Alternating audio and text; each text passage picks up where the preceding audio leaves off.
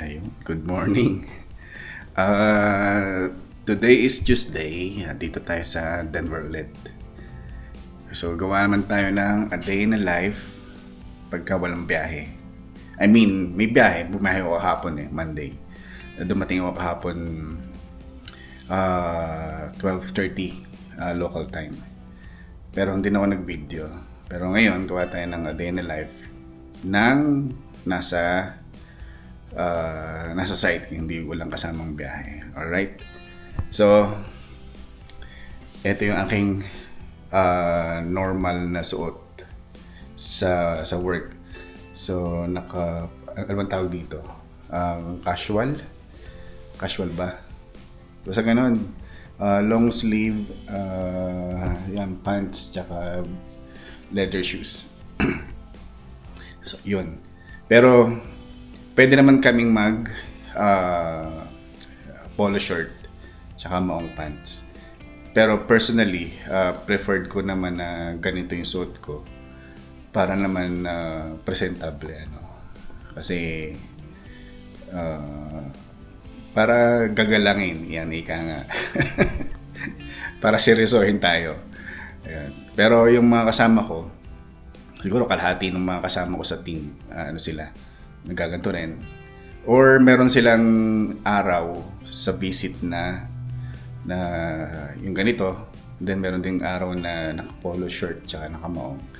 Pero most of the time, hindi man formal semi-formal siguro.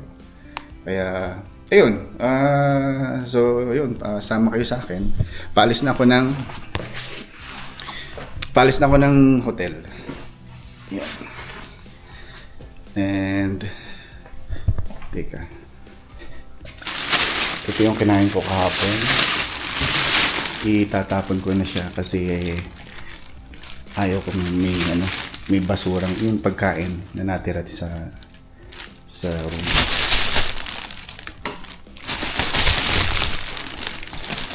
So, natin pa nyo. So, hindi tayo naiwan. Dahil siguro.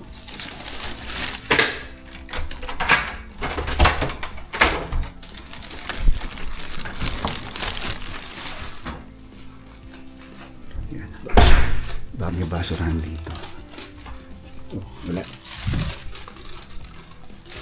Sa baba na lang natin itapon.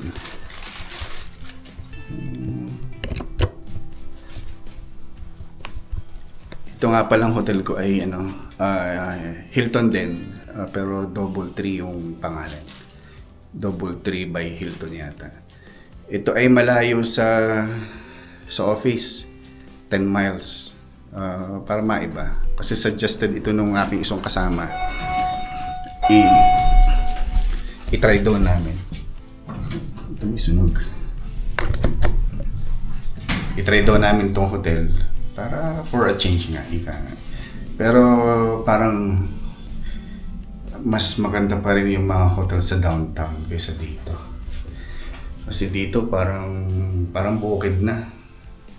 Pagbukas ko ng bintana, mga freeway na. Hindi kagaya doon sa downtown. Teka, saan na ba ako? First floor? Dito tayo.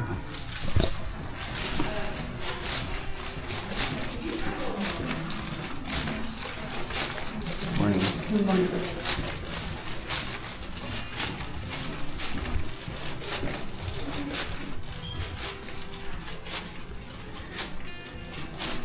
Sira nga pala yung elevator dito sa may unahan, kaya nandito ako sa dulo. Pero ito, nakita akong baso.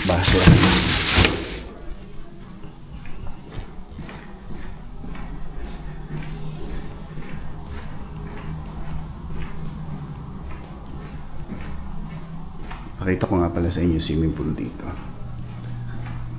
Yan. Yan. Swimming pool. Then, meron din silang gym. Maliit lang. Hindi ko lang kung may nag-gym dyan eh.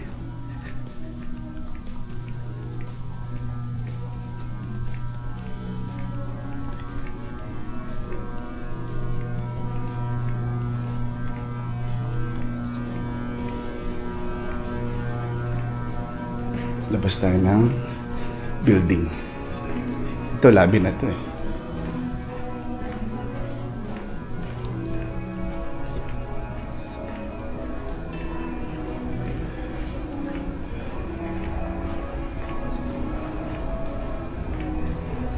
Morning.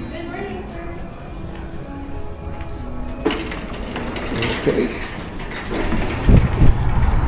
Ayun, parang maganda yung weather ngayon ah.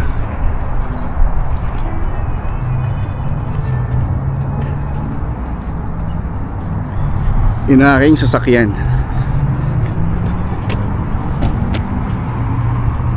Teka.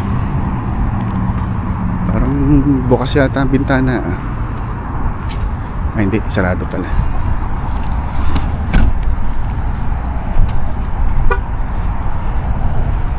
Ganito yata yung sasakyan ni Tito Babs eh. Tito Babs, comment ka nga kung ito nga yung ganito nga yung sasakyan mo. Yan. Nissan Rogue. Ito. Bago pa to. Parang ang mileage pa lang dito ay 5,000. Ito 5,894 pa lang. Leather seat. Yeah.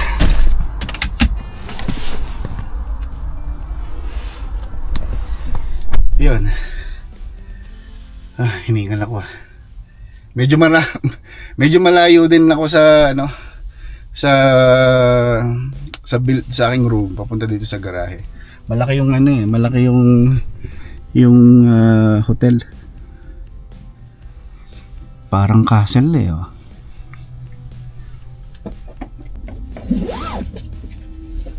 So biyahe na tayo. Mag-drive na tayo papuntang distribution center. DC warehouse. Ano siya, warehouse, malaking warehouse, pero ang tawag namin distribution center kasi from the warehouse nagde-deliver kami ng mga gamot all over dito sa area sa may Colorado ng mga gamot. Pero start muna natin.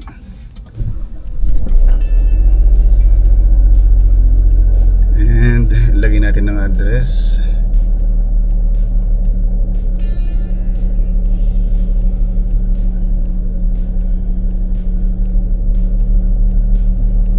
Okay. Check.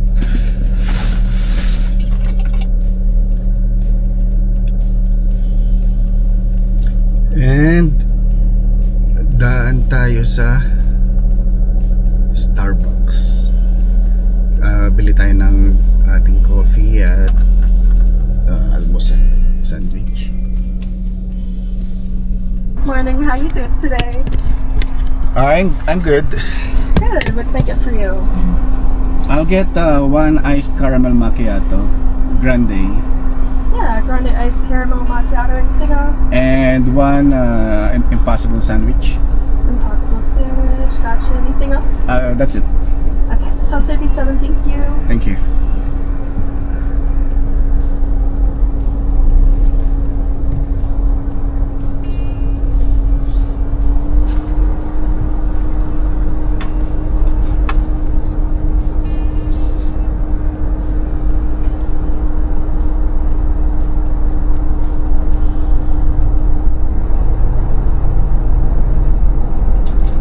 Hi there, how are you today? I'm good. Good, it's gonna be 12:37 Starbucks app. Perfect. Thank Thank you. Did you need a straw today? Yes. Okay.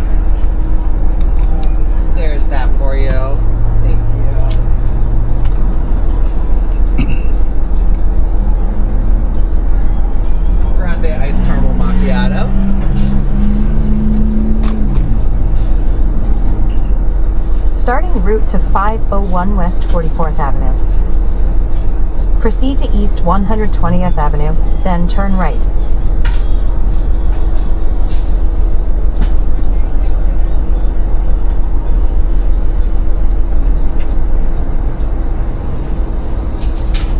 All right, and there you are. Thank you. Thank you.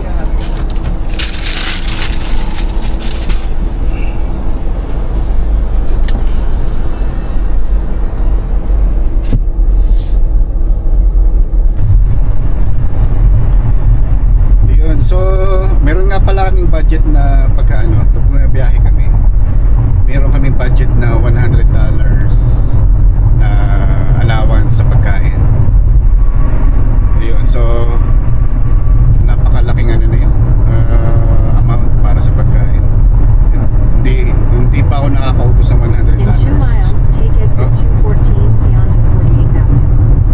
Okay. Ayun, so kagaya nito, bumili ako ng Starbucks. Ano lang, less than $15. So meron pa akong natitirang $85 for the day. So siguro let's say nasa $30 ang lunch, then $30 din ang dinner. So okay na yun. Hindi naman ako mahilig kumain sa restaurant. Mahilig ako yan pagka ang aking kasing comfort food yung ramen o kaya yung pho, yung Vietnamese soup. Yun ang lagi ko hinahanap sa biyahe. Hindi man ako mahilig sa mga American restaurant kasi mas madalas burger. Ayun. So ayun, nasa sayo na yun kung paano mababudgetin ang iyong allowance na sa pagkain. Lalo na pagka may free breakfast yung hotel, so tipid ka na nun kung hindi ka na bibili ng almusal mo, unless gusto mo ng or unless ayaw mo ng yung pagkain sa hotel, na yung itlog, mas common na itlog, sausage, yun lang naman yung sa hotel Pero yung hotel ko ngayon, wala silang free breakfast na kasama, kaya bumili ako ng Starbucks. Ayun. So mamaya ulit on the way ako sa trabaho. Kaso traffic. Ito.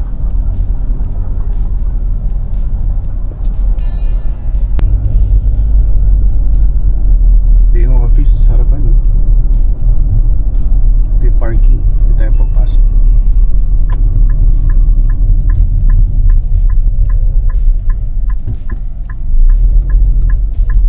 May construction dito.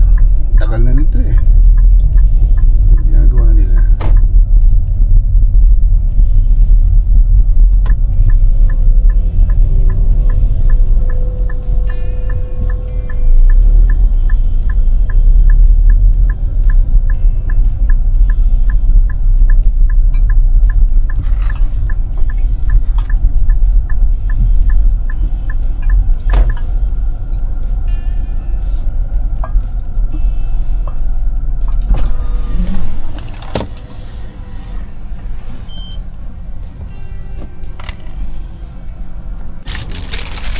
Dito na tayo sa office. So later ulit, kasi bawal yung camera doon sa loob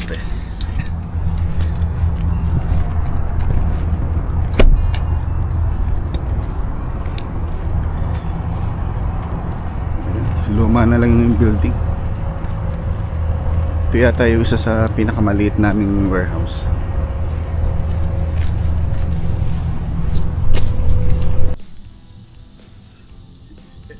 Dito ako sa office. So ang alam ko, napakita ko na to sa aking last video, pero ito yung aking space dito sa Denver pagka nandito ako. Wala kasi akong office na dedicated dito, kaya pagka nabisita kami, dito kami sa conference room. Ito yung aking laptop. Meron akong extra portable screen kasi mahirap mag-work ng iisa yung screen. So yun lang. So later ulit kasi papasok na ako ng warehouse eh. Right? So ayun, pauwi na ako. Pagod. So alas 6:10 na ng hapon. Punta na ako ng hotel. Then doon na lang ako maghahanap ng dinner. Alright? Yup, pauwi na sana ako sa hotel. Naalala kong dumaan dito sa Ball Arena. Kasi kahapon pupunta sana ako dito. Kasi merong laro ang Denver Nuggets tsaka LA Clippers. Pero wala man akong ticket. Kaya hindi ako nakapunta. Kaya ngayon, walang laro ngayon. Tsaka talo yata kahapon talo kahapon ng Denver sa laro. So nandito ako ngayon sa Ball Arena. Yan o. Pero punta tayo doon sa unahan. Yan, ayos na, maganda rin eh. Maliit lang. Pero tingnan natin ito unahan. Ito nga pala ay special request ni Judge. Boss Judge yan. Nandito na ako ngayon sa Ball Arena ng Denver. Kasama ang Denver Nuggets sa NBA playoff. Teka, saan ba unahan ito? So, playoff.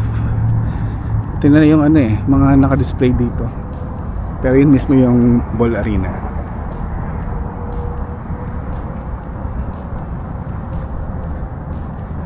Punta tayo doon sa sa may bilog na TV.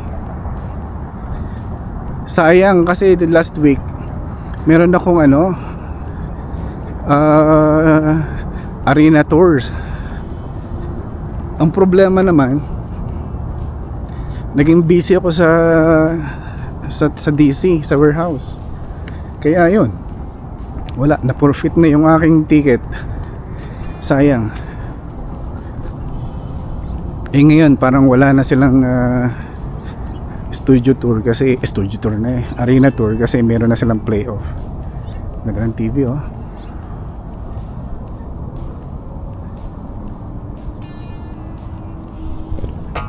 Alright, dito tayo sa Ball Arena.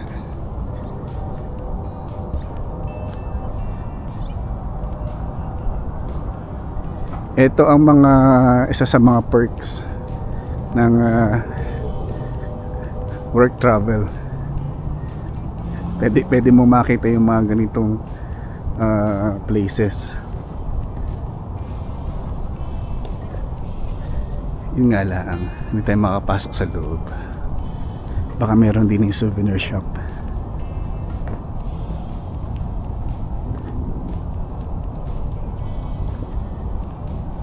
Ano ba meron dito? Baka tayo mapulis.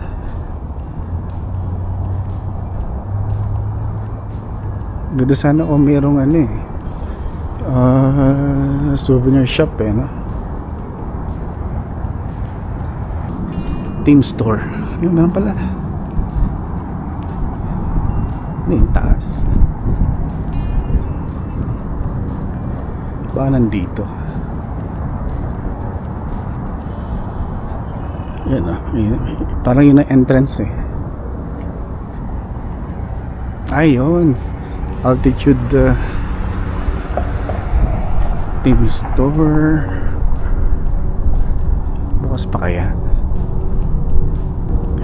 Nako, sarado na.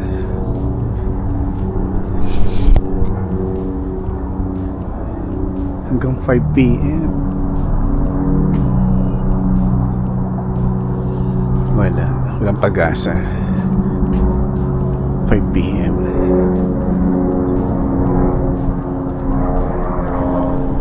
Ayun. So, yun lang. Ano pa ba meron dito? Tingnan natin kung anong makikita pa dito sa may harapan. Anyway, so yun nga, nasabi ko, ito yung isa sa mga perks or maganda sa trabaho ko ngayon. Kasi pwede kong makita itong mga ganitong lugar. Lalo na kung mahilig ka sa basketball, sa football, pwede mo puntahan yung mga home court.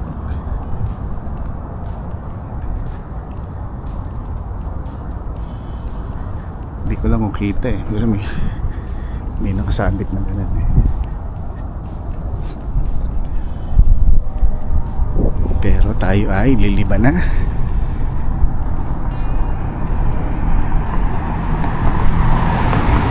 Okay, clear yung ating sasakyan.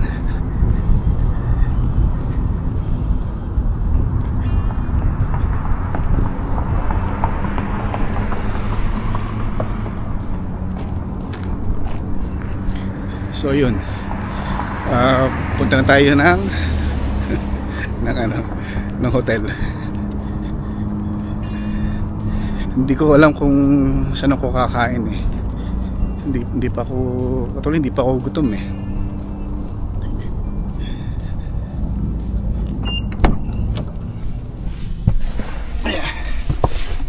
Okay. Dito tayo sa Chinese place, dim sum. Tayo ay tutugaw ng ating dinner. Dito na tayo sa parking ng hotel.